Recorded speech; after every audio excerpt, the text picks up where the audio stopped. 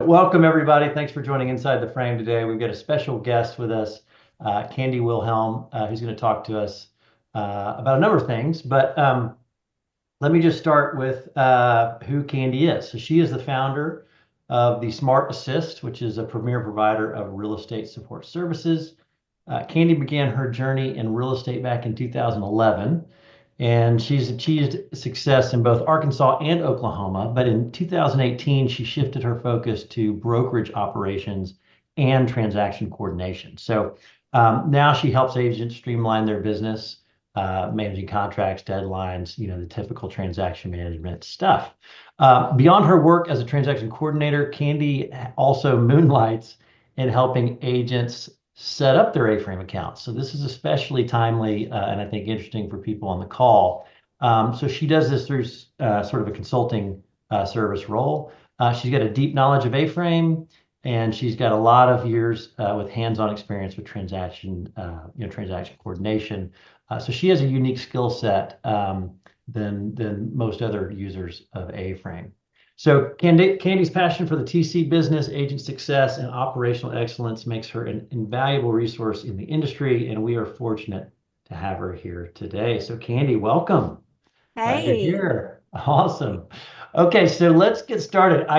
Why don't you just tell everybody a little bit about yourself? I know I've kind of said a few things, but tell us, where are you? What are you doing now? Tell us just generally kind of what your business is like. In 2018, that's when I narrowed my focus to transaction coordination and brokerage operations and things. And I really didn't even know that that was a thing because I had been just doing real estate agent stuff, Mhm. you know. And I I saw an ad for a position at a very small new brokerage in Tulsa, and I put in an application, and then ding, I got hired, and it was to be the in-house transaction coordinator and the administrative assistant, the ops person, the maintenance person, whatever, just Mhm. jack of all trades kind of a thing. Um, and I did that for up until 2020 when, kind of the world just went sideways and stopped. And, things got really weird and yada, yada, yada. Next thing I know, my husband and I are now living in Alabama, and I am still supporting that team um, remotely, 100% remotely. But something interesting happened in 2020. I transitioned from being a W-2 person to a independent contractor in this position. Mhm. So that just kind of opened up the door there to, well, start providing services to other people who wanted it. And so I did, and then eventually transitioned away from that brokerage. And now I just work completely independently with whoever needs my services. Yeah. So it's kind of like TC plus services. So usually with those boutique brokerages or the little small teams or something where they want that little extra compliance Mhm. oversight and things like that. So that's what Yeah. I do, and that's what I've been doing. Yeah. Well, we were talking a couple of days ago about so you are have your broker's license and also Yes. operate as a TC, which sort of gives you a lot of flexibility for invoicing. When you invoice your clients, which are agents, either through actually on the closing table or through an invoice type operation. I thought that was Hmm. pretty interesting. Some people on this call may entertain that in some regard. If they haven't thought about it in the past, maybe that's something they might want to do in the future because your arrangement, I think, is pretty unique and allows you a lot of flexibility, you know. Right, it does. And one of the things about it was that there's this the real estate commissions are kind of funny, and agents are kind of funny about this sharing commissions with unlicensed people. And, Mhm. when you follow the flow of money, it has to go to the broker, to the agent, and it just makes the whole circuit. Um, so I wanted to get away from any perception of impropriety or impropriety, well, being crooked. So I just Right, wanted to right. avoid that. You wanted to do it Plain and by the simple. book. Yeah. Yeah, Yeah. yeah, yeah. And I wanted to get rid of any of those perceptions and just make it, look, I don't care how I get paid, when I get, well, I do care when I get paid, but Mhm. it could be at the table, across the table, under the table, not really. But you know what I mean? It could be Yeah. anyway. Yeah.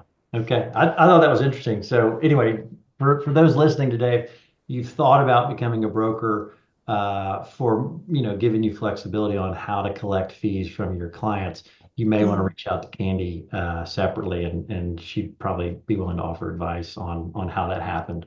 Um, Oh yeah. okay, so let's jump into A-frame because I know we kind of that's I think sort of the main topic that we want to discuss today. Curious though, how did you choose A-frame and what were you using before? Oh gosh. When I was in-house, I used dot loop, sky slope, and the Google Suite tools. Sure. And that was fine. That was a very high volume, low mix kind of a situation there. So very little variation from file to file. So copy and pasting was meh, it was what it worked. Yeah. But as I started taking on more agents, I started to expand my services, I guess, and the level of involvement in the transactions, additional touches, and more customizations because everybody has a different kind of voice or whatever. And Hmm. so I needed to have a place to keep all those templates because copying and pasting was not a good strategy for that kind of thing. Sure. And what I I used I used quite a few different systems for managing transactions, and one of them just wasn't getting it for me. I Hmm. couldn't make it do what I wanted it to do, and what I needed it to do. Another one, just kind of they were rolling out a bigger, badder uh, platform, and the one I was using was kind of mothballed and phased out. So Hmm. I went to another one, a third one, Right. and it after a few months of working and just kind of getting into my groove with that one, they announced to the subscriber base that, hey, we've just been sold and Oh yeah. you're not coming along on the trip with us. So you got to go find someplace else to be. Yeah, that's a rocky trip. Golly. And Okay. this was all within like Yeah. a year's time of really doing these things. So I started looking back in the TC groups and somebody mentioned A-frame, and I want to say it was Joe Scanlon, Oh, and sure. somebody was going He's all probably on this crazy. call. Oh, oh, yay! Um, so somebody was going just gaga about how great it was and that they had just had a There he is. one-to-one thing with you and they were so impressed with it. And I thought, okay, well, I got to look at this thing. And I looked at a bunch of other things, but I kept coming back to A-frame. And A-frame was probably the one that I didn't do a demo with.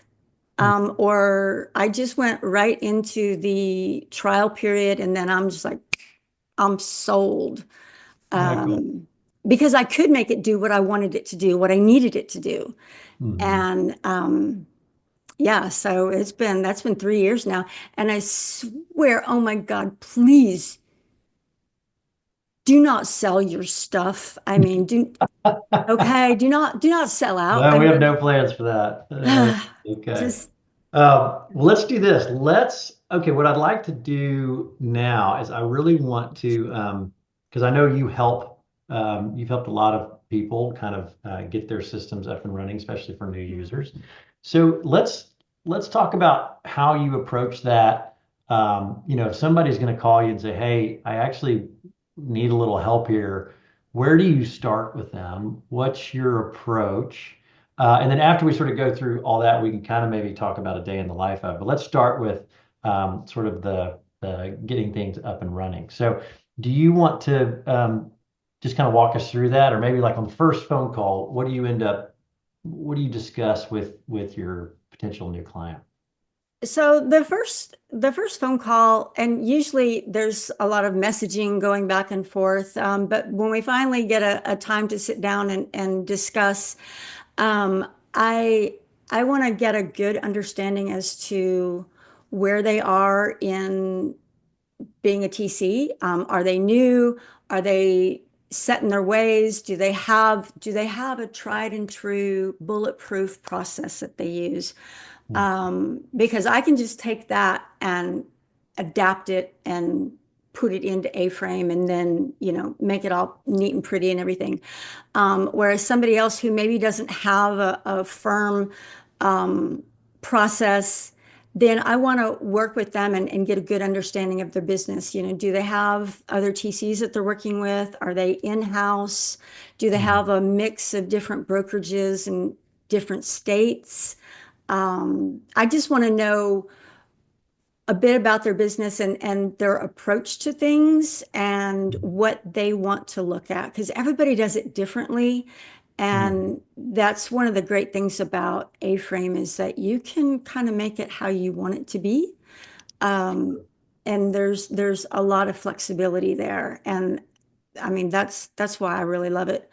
Mhm. Um, but but yeah, I just want to get a good idea as to their practice. And I also want to know what they're doing now, what they're struggling with, and what they hope A-frame can do for them Mhm. once they get it up and running. And a lot of times I will visit with people and they're just like, I mean, it doesn't go beyond the phone call because I fixed whatever pinch point they had, and they just go ahead and roll that in and start doing it, and they're good. Yeah.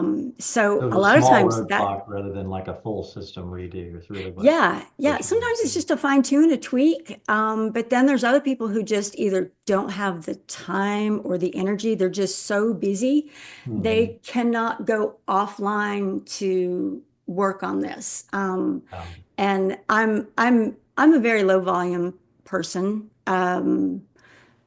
But so I can make time for that. Yeah, but I you don't have understand kids. how the platform works, which I think is really key. If you want, I know we've talked about the spreadsheet that you kind of use to kind of help these agents um, sort of flush out because you talked about some agents just don't really know, don't have the process yet, or don't really have something Hmm. sort of fine-tuned. So you've got to figure out, okay, I can't tell you what your process is. You got to tell me what your process is. So I think that spreadsheet that you were sort of showing off to me um, kind of puts people in, put some guardrails on it, I guess. Do you want to Yeah, kind of go over that maybe briefly? And there's nothing magic to the spreadsheet, obviously, but it does present a framework where you can really start thinking logically about how you want to organize your tasks. Um, I don't know if it does attachments and dates and other things, but if you want to share your screen and maybe we could go over that, that might be kind of fun for the audience today. Oh, there it is. Well done. yeah. Okay. So yeah, it pretty much follows the tabs and the workflows and stuff that are in A-frame. So it's kind of easy when you're on the attachments tab, you're talking about the documents and things like that. And what I want and folks, I mean, shoot, if they just gave me a checklist, a PDF checklist of their tasks and their dates and their whatevers, I can work with that. Hmm. I could probably even work with just like a contract and just figure it out from there. But I want folks to be able to map out their list any documents that are going to be involved in the transaction. And I do this thing Andy, right let me here. interrupt you real quick because I want to, Sure. so for those who are really new to A-frame, you'll notice the tabs down below. And so these are the areas that Candy's going to be talking about, which are, okay, I need to flesh out what documents, attachments do I need to collect during transactions? What dates do I need to track? We've got tasks and emails, and then of course our custom fields and participants. So if you're not super familiar with A-Frame, then these are sort of our main categories on how you customize all the data and items that you can track with a transaction. Okay, Candy, sorry I interrupted Okay. you, but we're talking Oh, about attachments right now. So, yeah. No, I just kind of get lost in the whole thing because I'm just such a goober. Sure. But thank you. But yes, so what I do is I break my attachments, my tasks, my everythings into categories or phases. And Mhm. so for my documents, I might have something like the for contract documents, or the offer documents, or a listing folder. These are just little folders, and I will apply this template to my transaction when and if it's applicable. Um, so yeah, you want to just list the documents that you're going to use and that you want to view. Um, if you want to subcategorize them, that's fine.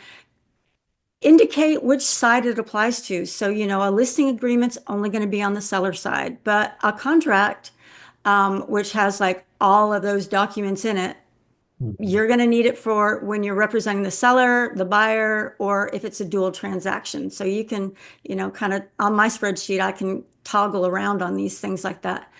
There's also that neat little thing called the portal Mhm. that Right. agents can access, but also the buyer and seller can access. Mhm. And I have my portals turned off. I don't use them because my agents are like, that's what I hired you for, handle it. And Sure. I don't want to have to go someplace else. You just deal with it and let me know what I need to do. So I'm fine with that. But if you guys if an agent wants to see it, or you want to show the agent, or the client needs to know about it, just pick, portal visibility. So there's, just the TC needs to see it. Mhm. Everybody needs to see it, agent, client, whatever. Nobody needs to see it. Those are fine. So essentially name the document, what side does it pertain to, and does anyone need to see it Yeah. in the portal? And to And be clear, then, this is a spreadsheet that you then take and use that as the guide to set up the admin area in AFrame. So mhm. again, those who are really new to AFrame, this is not AFrame. This is a Google Sheet, but it gives you that framework to get your thoughts together and sort of really do the admin area with efficiency rather than sort of bumping around. So going analog with a spreadsheet first and then going digital within the A-frame admin area is sort of a good plan, I guess, is kind of what we're talking about. So, okay, sorry to interrupt. We'll head to dates. Okay. So yeah, with the dates, and again, you know, list all those dates. So the acceptance date or the binding date or whatever you want to call it, is it a manual date? Is it a date that you actually key in the day, month, and or month, day, and year? Or is it something that calculates? And if so, what formula is required for that? Um, so you've got your acceptance date, or yeah, the type of field that it is, which side it needs to display on.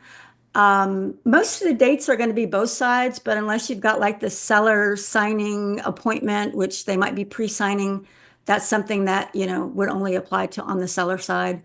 Um, but, just go ahead for grins and giggles, indicate which side it's supposed to go on. Who needs to see it in the portal? So there's Hmm. that. And then do you want a reminder? So do you want your calendar to send you, or A-frame to send you a calendar reminder? And if so, when do you want it? I mean, you could have it the day before, you could have it at the Mhm. start of your appointment, you could have it, up to 2 weeks, I think is the time frame on that. So if Mhm. you do want a reminder, when do you need to be reminded of it? So, Yeah.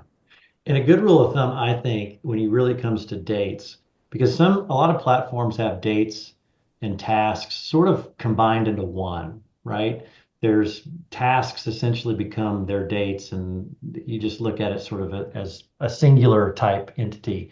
In A-frame, we divide those. So dates are separate from tasks.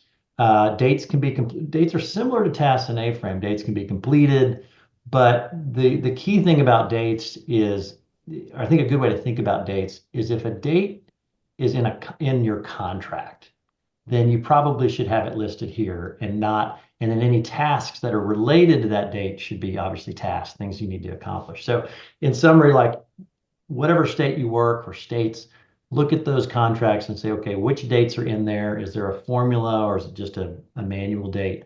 Those should be always in a date template somewhere.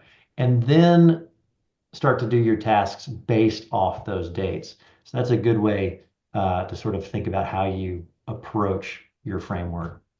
Um, okay, sorry to interrupt, Candy. Yeah, no, that's exactly right. I mean, everything is hinged on your dates. I mean, and relative to the dates. And I think some people get confused because they're like, well, I want to have a reminder that for the earnest money or something. And earnest money is always a big thing.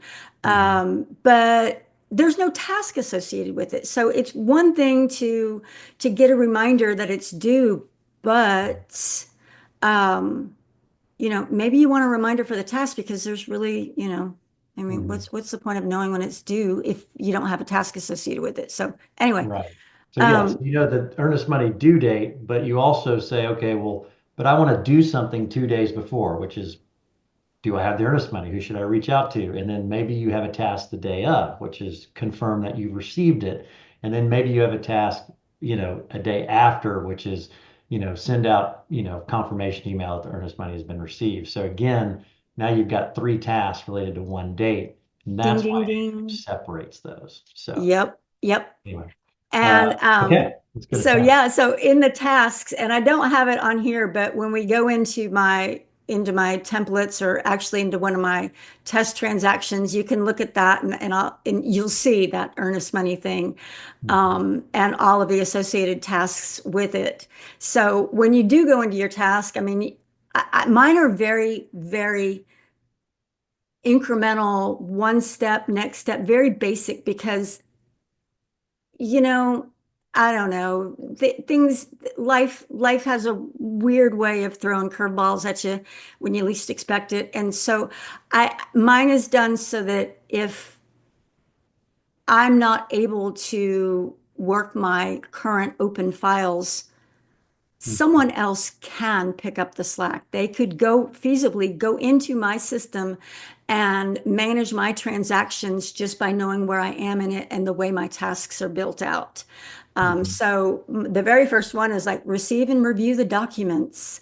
And then I've got add participants to AFrame, add this template, apply that template, calculate your dates, whatever, all of those things. So it's really very basic and anybody could step in and do my job for me pretty much the way I That's have it built out. That's a good point. We've got a lot of advanced task features, such as, parent-child tasks, and Hmm. you can sort of relate tasks to each other. But especially if you're starting out, and even if it's just not A-frame, a new system in general, they have the KISS principle, keep it stupid or keep it simple, stupid, right?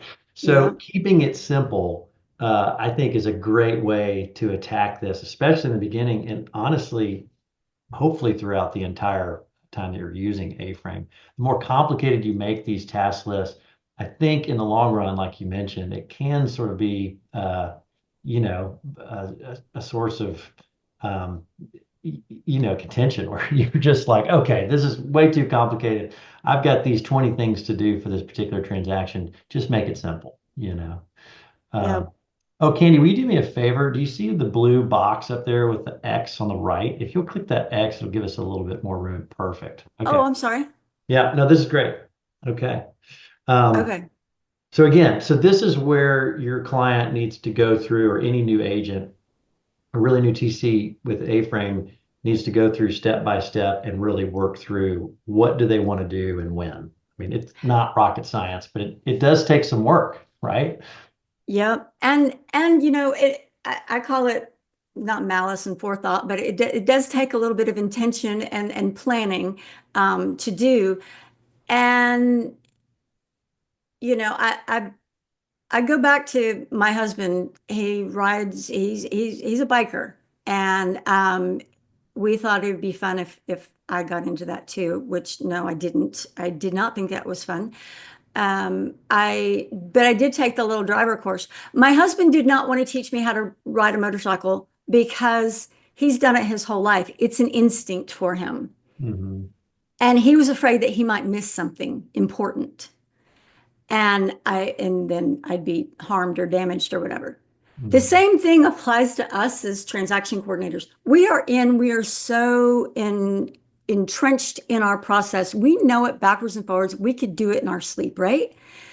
But when it comes to putting all of that into play in a new system, you really do have to take a step back and think about it and get really, really, really basic with it.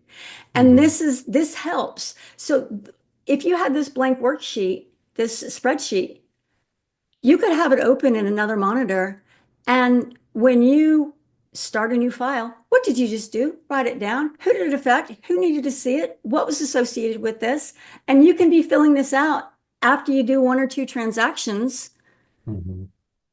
and you have your whole you have your whole process mapped out. Hmm. And then it's Yeah. just a matter of applying these things and plugging them into A-frame where you want them. So, with this one, you've got your task. When is it due? What kind of task is it? It could be a to-do thing. It could be a phone call. It could be an email. It could be creating a letter or a report document or something. Just what is it that you're doing there? Who's responsible for it? Who are you going to look up and hold accountable if it doesn't get done? Or, just verify that it is done. Hmm. Which side does it pertain to? Who needs to see it? Now, I know Hmm. that that the agents cannot log in and complete a task, but if I understand correctly, they can actually see something that's been assigned to them. So if they go into the portal, they know that, oh, I need to call so and so to get such and such, or some sort of activity, right? So that's something for their information that they could refer to if they needed to. So, but most of my stuff is just the TC or the user. Hmm. Um, then we have who needs to see it? Do you need a reminder? And Hmm. here's the thing about tasks.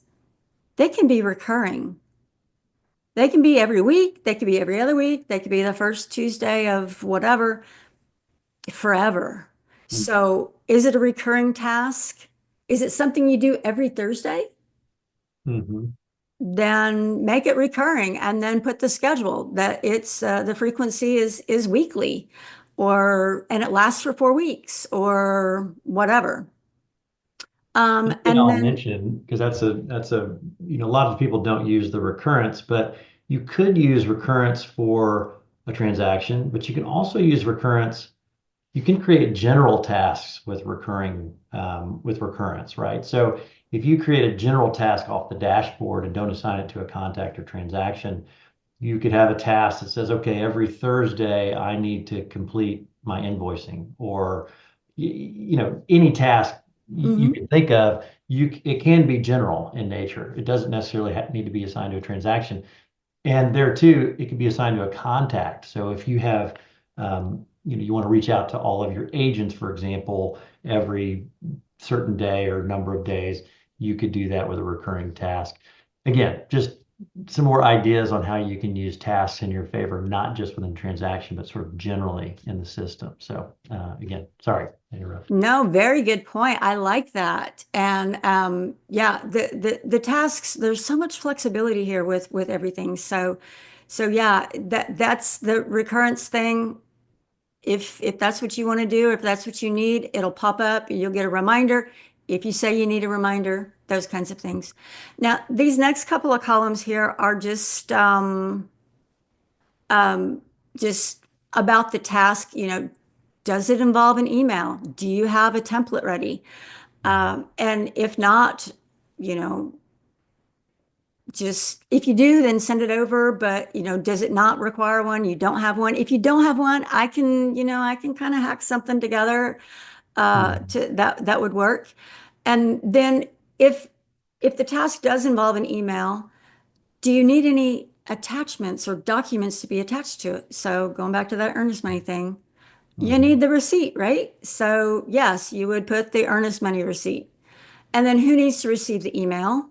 So is it the lending team, the escrow team, the agent, the other agent, the client? Do you want to BC yourself? Mhm. Whatever. And then just any other details. So that's pretty much in a nutshell those basic things. Um, the custom fields, though, Oh, that before you get oh, off of there, I wanted to point something out real quick. So you'll notice you did ask in column L, it says, okay, if it's an email, which documents? AFrame does have a feature, and some of you may or may not use this, but you can tell your email templates to auto attach documents. So when you create that email template, your contract or your earnest money receipt will automatically be attached to that email. So if you're not using that feature and you think it might be helpful, you might dive into the admin area, take a look at some of your email templates, and you'll find a spot where you can insert different merge field codes for attachments. So anyway, that's all I wanted to add there. And that's exactly my thinking for making the attachments tab the first one. So list out everything that you want. And then when we put that in, it'll make those little merge codes. And then when you go and you make that email and create that template for the email, you just tag the document that's supposed to be on there. So Mhm. it's all of this pre-planning. So that goes in there. And then, There's a reason again, you have it in the order that you do, right? hmm. Yeah. Yeah, there's a method to my madness. I know. Sure.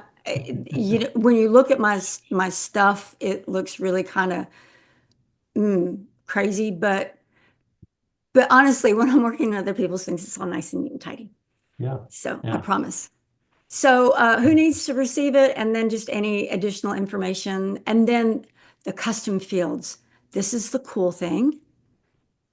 So I do all kinds of crazy things in my custom fields, and I love it. This is the greatest thing. So anything that you need to that you track, that you communicate, any uh anything that you're just you do with on every transaction again and again and again, create a custom field for it, load that information in there, and then boom, it will fill into your templates and stuff. I mean, it's just like it's Yeah, a good way, a lot of people get confused with custom fields sometimes because and I see this a lot. People start putting dates in their custom fields, for example, because they just feel like, okay, I got to track the earnest money date or the closing date.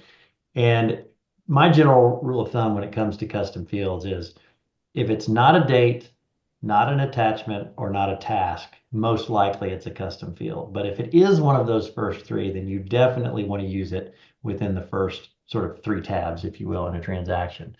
But and then I'll just point out here, because you have it set up this way, if you really haven't gotten involved in setting up your own custom fields, A-Frame allows you to sort of organize this in sort of a three-tier manner. So you've got a general collection name. So you can see how Candee has contract details and then attachments. So that's sort of the general overarching collection, as we call it. And then within that collection, you've got groups, right? So the collection can have multiple groups. And then within that group name, you can have your fields. And one of the reasons we do that is simply for organization. But another reason, which makes it really nice, is we've got merge field codes for, especially with groups. So if you mhm. wanted to fire off an email that has every field inside the inspections group or the closing documents group, we've got merge field codes that will just list out all of those. So that works really well for closing summary emails, listing summary emails, or maybe even just general status update emails where you can throw a bunch of custom fields within one section of an email. So anyway, just thought I would point that There's out. one thing I would point out with that too is when it does pull that group of fields, it's only going to pull the ones that have information in the cell. So you're not going to have like Yes. 15 with like Mhm. only two with data. Yeah, So you can have Yes. as much as you want, but it'll only pull what you build in. What's yeah, great point. populated. Great point. I know. Yep. And that just makes this that much funner, more fun, whatever. You get the point, Mhm. right? So yeah, and then what kind of field type is it? Is it a multiple choice or, a drop down thing? Mhm. Is it short text? Is it just a quick little answer? Is it something that like for notes, I have like little notes sections and I want a lot of text so that I can put stuff in there. You can also do like an email address or a web link, and there's a couple of deals that I have for that use those actual fields, so it's pretty handy. Um, Now, if it's a choice, list your choices down. So for this example, it's like the inspection status. So if you're tracking the inspection status, it's like it's to be determined. The inspections were waived. The TC is supposed to schedule. The other side's supposed to schedule. We're waiting on the reports. And then what are some of these others that are here? Let's see, where's my thing? Oh, and the inspection process is complete. So you could feasibly just on first day, you don't know, the TC is supposed to schedule it. That's a cue to you to do it. And then you're waiting for reports. So for the next time you report about the inspection status to somebody and you send that email out, it'll update with the new information. And then when it's complete, that kind of stuff. So you can actually, every time you send out something that addresses the inspection status, as long as you're staying on top of the responses, it will, it'll be fresh for the recipient. So that's a cool thing. We just updated a little feature that was sort of a bugger for a lot of people, which was the choice field. You used to be able to define choice. Of course, you can assign a color to your choice, right? So if it's vacant or behind or waiting, you could assign red or yellow or what have you to the drop down. And anyway, now you can change the colors after you've defined a choice. You used to have to delete a choice if you didn't have your color right. So anyway, just know that colors are available to you in those choice options, which can draw attention to, potentially a status or choice that's an emergency or a warning, what have you. But now you can change that color when the choices already exist instead of having to delete it and add another one. That's a little nuanced little deal that we fixed, but some of you guys were really annoyed by it, so we got that done. Anyway, so I'll stop talking now, Candy. Sorry to interrupt. Yeah, no, I love that we can do that kind of on the fly and change things really easily like that because it was tedious, but in the grand scheme of things, for me, I mean, it was just like, yeah, it's a pain in the butt, but you just make that time, you fix it, you move on. So Yeah. there's that. So participants, the last column here. Yes. So you guys have so AFrame comes with a stock list of potential participants in a transaction. It's really rich with a lot of different things. Maybe you don't need them, or maybe like I like to call my lender person the loan officer and the loan processor. And I think in AFrame the default one is like lender or something. And that's just not when I am writing something on the fly and I just got to do like the little dollar sign, whatever. I don't want to have to like revert to a non-native language, I guess. So if you have particular jargon or something that you want to use for your participants,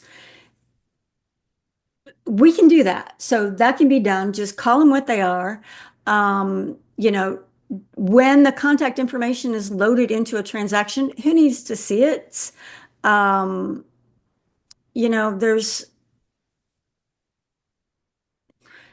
there's that setting there where you can control. You probably don't want the other agent information, contact information appearing in anything that the buyer or that your buyer or your seller sees. You don't want them seeing the co-op agent contact information because you probably don't want them, your agent probably doesn't want them calling the other agent directly and just making it easy for them. So, there's some of those things in there that you might want to obscure from the client view or from the agent view. I don't know, just however you want to do it.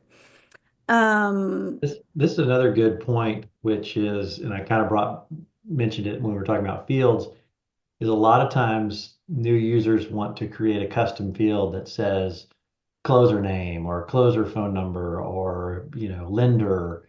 And this is actually something I failed to mention. If it's also a participant, if it's a person that you need to store a name, phone number, email, or anything related to that, you typically don't want it as a custom field.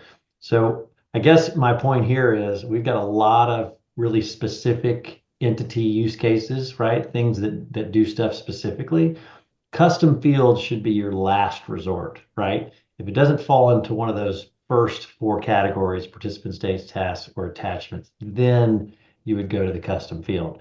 But yeah, defining your own participants and making sure that those match your sort of, local nomenclature, right? Like we don't call them lenders, we call them, mortgage companies, whatever. Right. This is where you can make this your own for whatever market that you work in. So, Yes. And I have some market areas where there's two different title companies and there's two different, everythings. It's duplicate. And so I have some of those. I have the attorney for this side, the attorney for the other side, and it gets really crazy. So you can add as many as you want. You can take out what you don't need, whatever you want to do. They're there and easily customizable. And I have this little thing here. Do you want to add it or do you want to delete? Is this a new one that you want to add? Is this something that exists and you want to remove it and you never want to see it again? That, just make a little note there. mm, And that's pretty much, this is the worksheet that, it could be for somebody who is just trying to map out their process. It could be for somebody who they have it so down pat and ingrained that maybe they might be overlooking something. mm. And so this is just an exercise to map it out and then, create that literally a roadmap from contract to close and everything that you need to have to get there.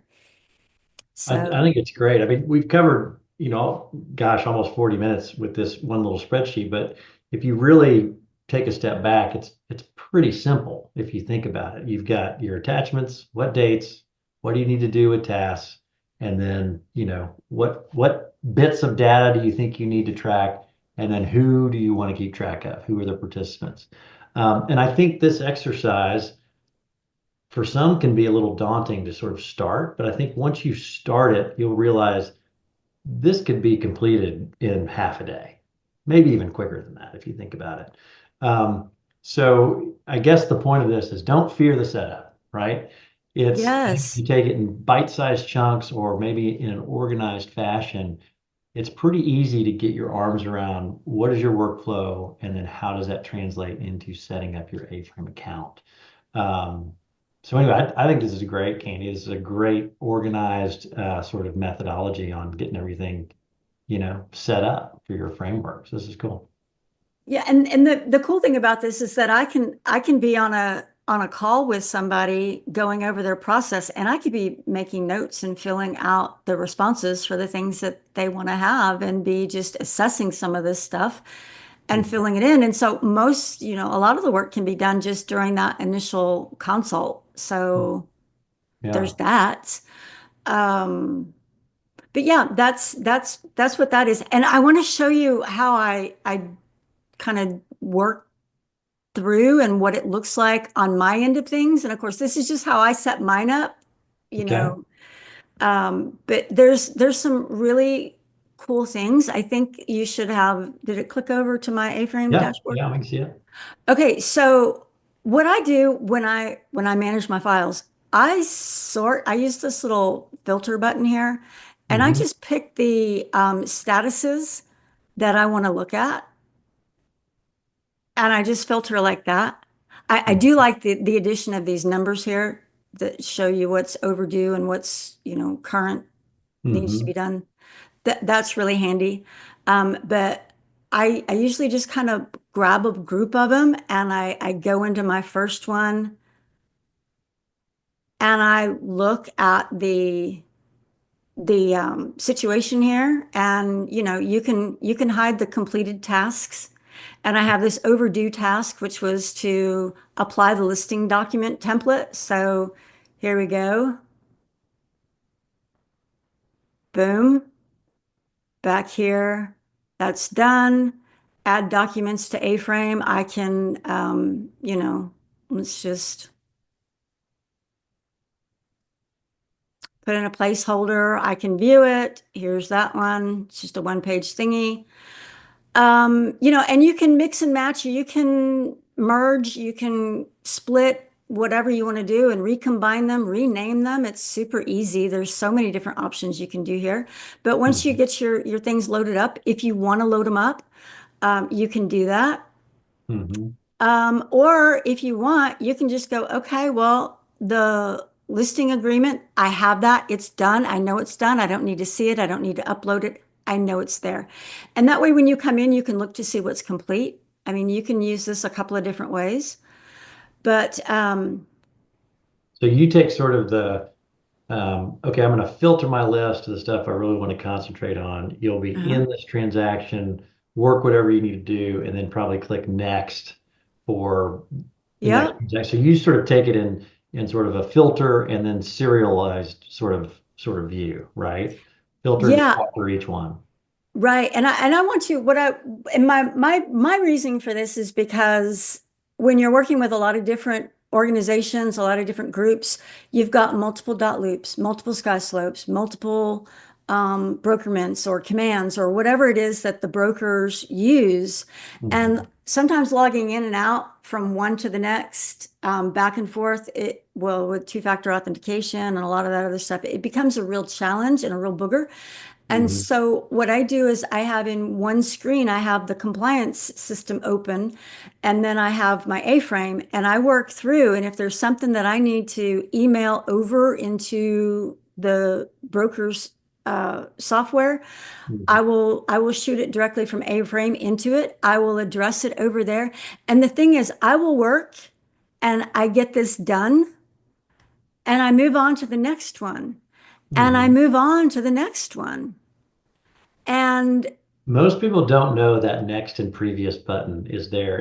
It's funny. You can, and I think this is a good point to sort of hone in on, is you can perform any search for transactions, not just off the dashboard, but if you go to the advanced search area and say, I just want to work all my files for my, you know, team members from Remax, for example, or maybe you have a specific person who's got, you know, 15 transactions that you're working, like you said, Candy, then you can perform that search. You can either even sort by, you know, the search results, and then you can just click on the first one, and these next and previous buttons at the top work through those transactions one by one. The same is true for contacts, although it's, you know, we're not really talking about contacts per se, but just know that those next and previous buttons can be a lifesaver if you're working through multiple transactions or want to view multiple contacts in sort of a serialized format like we're talking about. So that's a pretty efficient way to do it. right. And for me, what I like, once I get to the end and the little previous button pops up, it's Mhm. like, oh my gosh, I am done with this group. Yeah, and And then click I back to can, list, by the way. I'm curious so they can see. So if you see that over on the right, uh, no, so click on the first one, like the test drive, and then see over in the upper right where it says back to list. mhm. So this shows you sort of what it would look like if you performed a search and then you wanted to look through all of these transactions. You could sort however you wanted to here by clicking maybe one of the column headers. And then you can just click on the first one and it will be in the same order as you've sorted, right? And so that's how you can perform the search, you can sort, and then click on the first one and then keep clicking next to work through whatever transactions or contacts that you want. So that's a pretty interesting way to do it.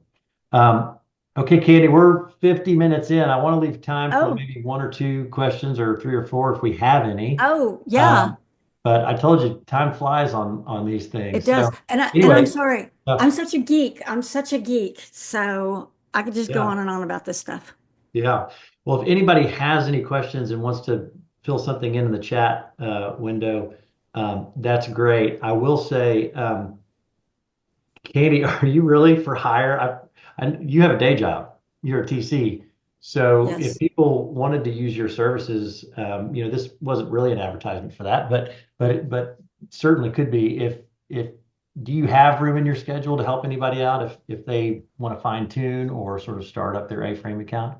Oh, yeah, yeah, yeah. So that's and I do actually quite a few phone calls with folks and just kind of work them through and I do have a few setups lined up that I'm just, waiting on the details to come in and do.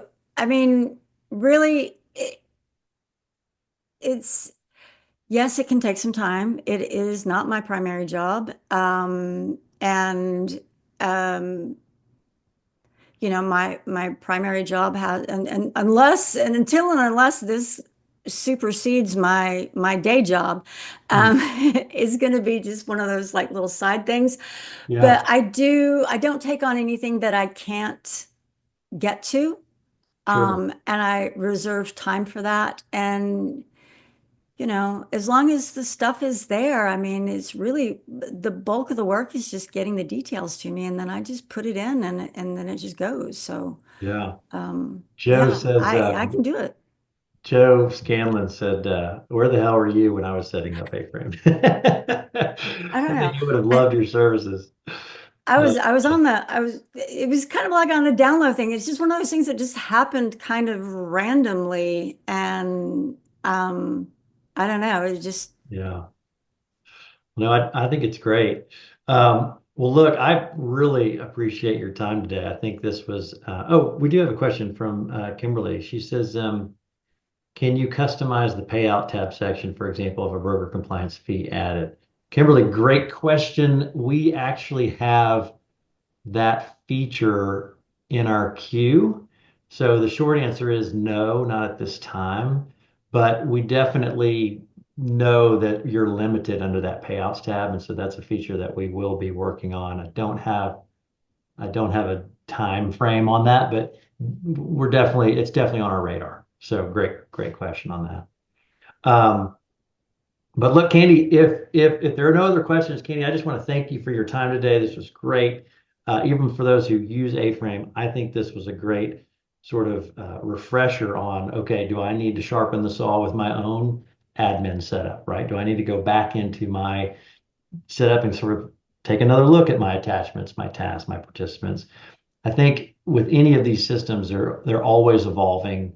Your business workflows change, the markets change, and so yeah. revisiting those on a yearly basis, if not more often, I think is prudent, right, for any TC. So, Yeah. And I mean for quick little tweaks and stuff, just go in and just attack it because it's so easy to go in and just change stuff and to just make a quick little revision instead of it just like letting it fester and annoy you every time you do something, that right. those little weird things. But yeah, attack them, but then you be and that's where something like a spreadsheet comes in handy because you could be having that open in another window and just okay, well, this is my to-do list for when I have time to work on my systems and processes, and you can have that there and just have a running tally of stuff, and it's readily available and accessible. You know exactly what you need to do, and you can attack it when you have a Saturday afternoon or a whatever to do. Um, so yeah. Yeah, I think that's smart. It's almost to have just a running, well, not that you need another to-do list, but sort of having that sort of maybe even a notepad to say, okay, I've worked these, 20 files these last couple weeks, and this email template's not exactly right, or it's not formatting correctly, or I probably need to rename this participant or field, and just having those sort of in a queue when you're ready, and then making those changes is probably a good way to sort of make those And Yeah. corrections. So, Candy, yeah. what's the best way for someone to contact you if they want help with setup? That's one of the questions. Oh, okay. So my phone number, yeah, so reach out through Facebook. Okay, probably best. I don't like Messenger. I'm just gonna say I don't What like it. about maybe an email might be the best way? Yeah. Okay.